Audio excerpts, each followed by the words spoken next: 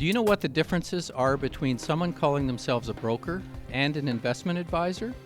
Between a salesman on commission and a real licensed investment expert?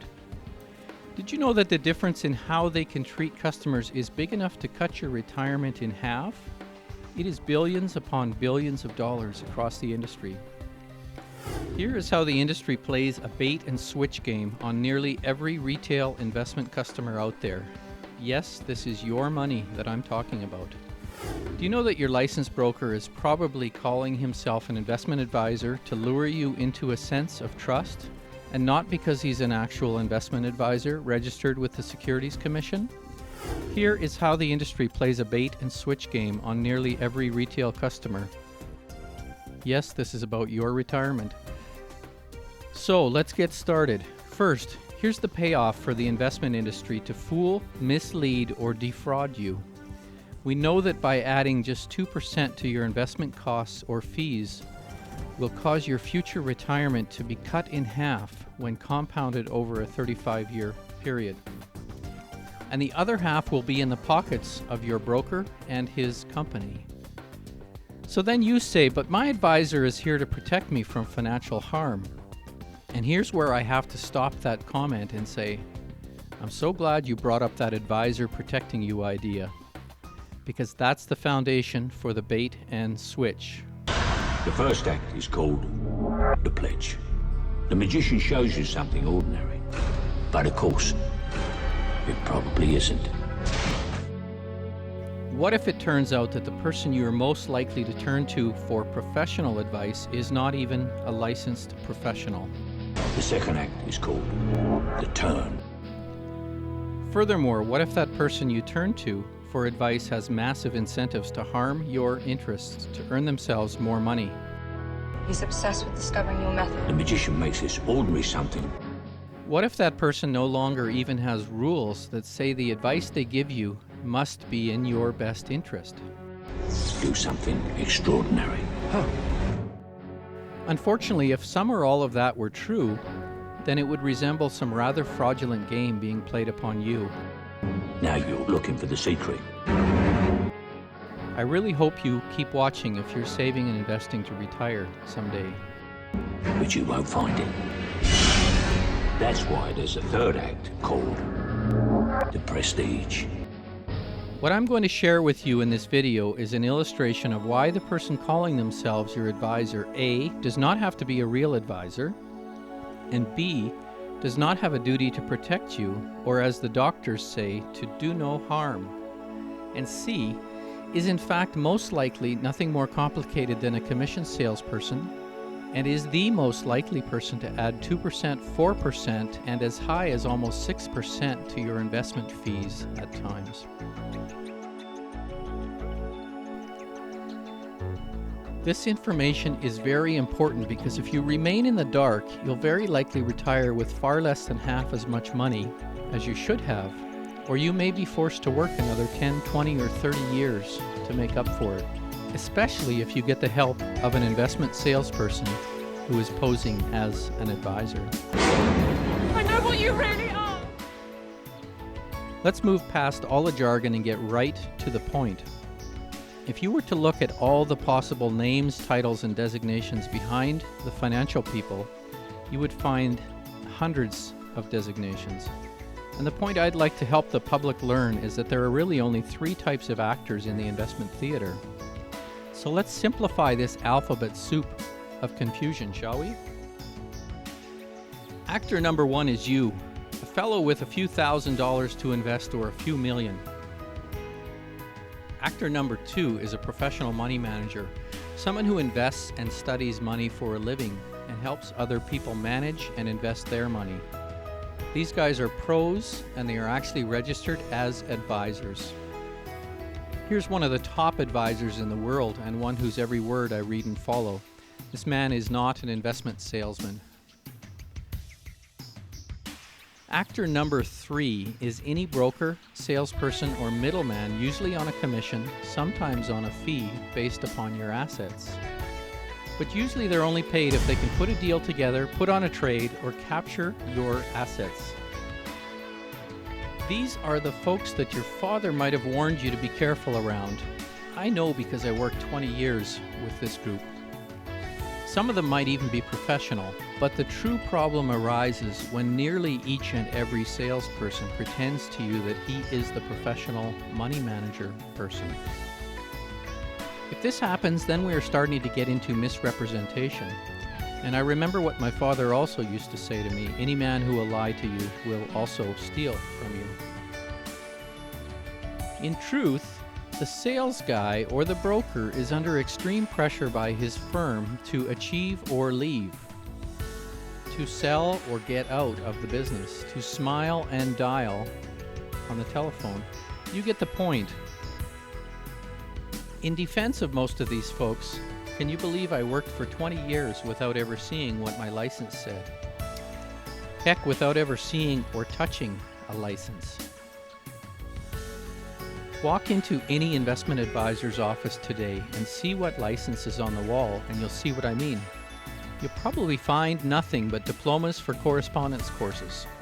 Few to none will have an actual license on the wall. There are 150 companies in Canada who are real, live, licensed advisors and act as professional money manager experts for really informed investors. These people call themselves advisors, and they actually have to give you a written promise to put your interest ahead of their own. These folks are pros. They are investment people who are both professional and have a do no harm oath and promise to the customer. You get the point. In my country, there are 150,000 people who were licensed as salespeople while I was working. Each of these people were licensed as either salesperson, registered rep, or now the new term, dealing representative. And yet none I have ever met told customers anything except that they were financial advisors or investment advisors, possibly wealth advisors, any name possible except salesperson or commission broker. There's a bit of an oops there in misrepresentation. None also told customers that they very carefully removed the customer must come first rules, which we used to have in place. These rules said that the customer's interest must always be the priority before any order is placed. It's not so anymore. In the United States, over 11,000 investment advisors are registered with the Commission according to the Securities and Exchange Commission. These are people registered to act as professional money managers and thus call themselves by the title advisor. They manage more than $38 trillion, again according to the SEC. And then there are just over 600,000 sales types who might be called salesperson, registered representative, dealing rep, or broker. One of the best ways for a salesperson to gain the trust of customers is to convince them that they are one of those advisors with special wealth management experience and perhaps a duty to give honest advice, perhaps even implying that it is advice that you can trust. So the dishonest part might be when some brokers or salespeople play that game with customers, even though the industry has cleverly removed the customer must come first parts. Many are still out there promising it every day in every way. And the insult on top of injury seems to take place when I can't find a single regulator in North America willing to enforce the rules or to protect the public. The ones I'm most familiar with are totally paid by fees levied on the investment industry. So there's an extreme danger of conflicts of interest and loyalties getting in the way of protecting the public. That is why some of you should go and get your money back. I believe that with this video, you can find the proof where some salespeople may have misled you and given you something other than what you were told you were getting. You were probably told that you were getting honest, trusted advice that's in your best interests, and yet as many as 4 out of 5 people calling themselves advisor are not delivering the license, the duty, nor the professional services that they imply. By way of just one example, here's a website for a company claiming to have 12,000 advisors in the US and Canada. And yet the same company reveals that its new employees only take the Series 7 exam to become a registered rep, plus a 2-month home study course, and that means they become brokers and not advisors. So they're not actually qualified to call themselves advisors, but rather brokers. They fail to let you know this key difference. In Canada, there are many laws on the books that prevent such misrepresentation. But the industry trick here is to hide from the customer the fact that they are commission salespeople, and to lead them into the belief that they are professional money managers instead, hence the name advisor. How did we get here anyway? Well, the rules are rather wishy-washy because they were drafted in 1940. There's no police going in there, no way, nobody but our own referees do any policing in this industry. If you want to see how that looks, watch the Winner Steal All video on this same YouTube channel. That is why I would like investors to be aware of these things. They need to protect themselves from people who call themselves advisor without actually being registered as an advisor, simply pretending to be an advisor while actually being a commissioned salesperson or broker. One definition of fraud is that it is the deliberate deception of the consumer. It is most surprising to me to see tens of thousands of securities industry people and regulators who pretend that these deceptions are not occurring. Or worse, are willfully blind to the rules and ignoring them for loyalty, future job prospects, or other gain.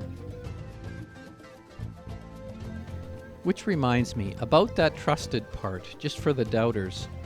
Sure, it used to be commonly accepted in law that anyone who calls themselves an advisor must have to act like one, even if they're not licensed as one. Well, guess again.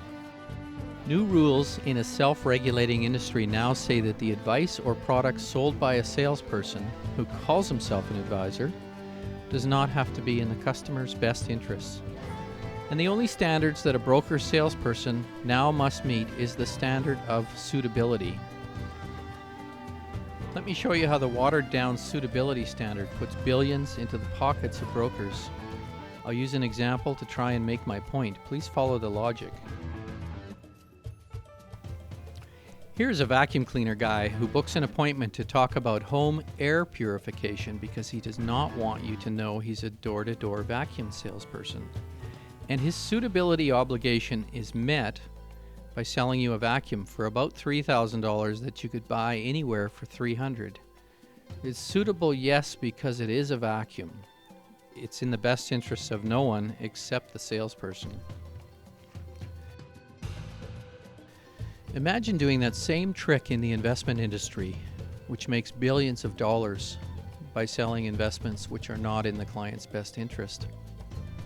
If I hired a lighting designer for my home, a person with a best customer interest and a do-no-harm type of duty, they would probably provide me with an entire system of lights, wiring, switches, and drawings.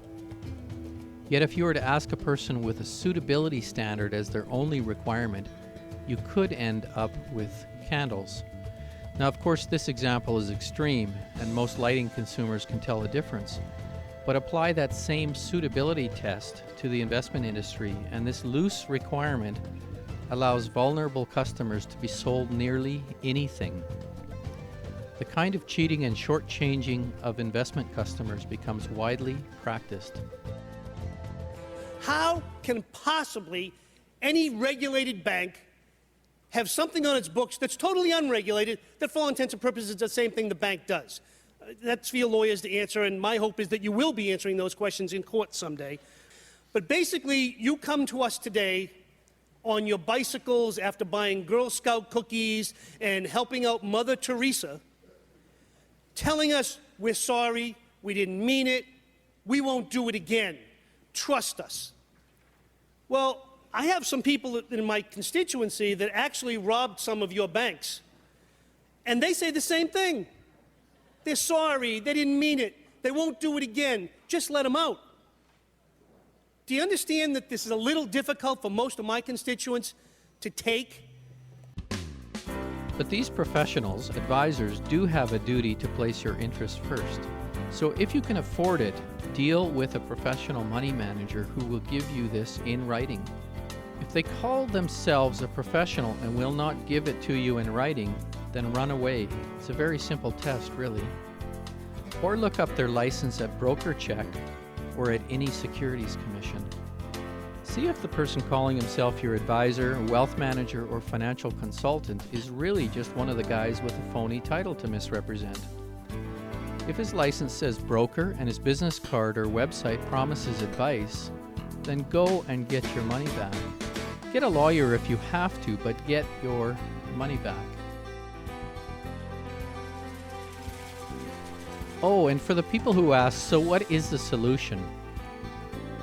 It's simple, and it is this. If a person leads you into the belief that he or she is a professional advisor, then they automatically owe you a duty of care to act that way and to place your interests first, as their title suggests. If they do not care to take on this duty, then they shall have to stick to calling themselves sales agents only. I have recently run across broker-sold investments with fees piled on top of other fees, and then sometimes even a fee on top of that. And it still meets the self-definition of suitable by the seller. It just won't ever make money for the customer. Compare that to a professionally chosen investment from a non-commissioned person. The investment fees are sometimes as low as 1% or less for those lucky enough to afford a professional. Full disclosure here, I'm not an investment manager. I don't work for any, and I don't sell or recommend any investment products of any kind. I am just a recovering broker trying to clear up some billion-dollar intentional misrepresentations. What I'm saying is this: if your investment advisor sells you a bunch of stuff that has little to no chance of success because he or she is not the professional they say they are, go ahead and get your money back. It's really simple.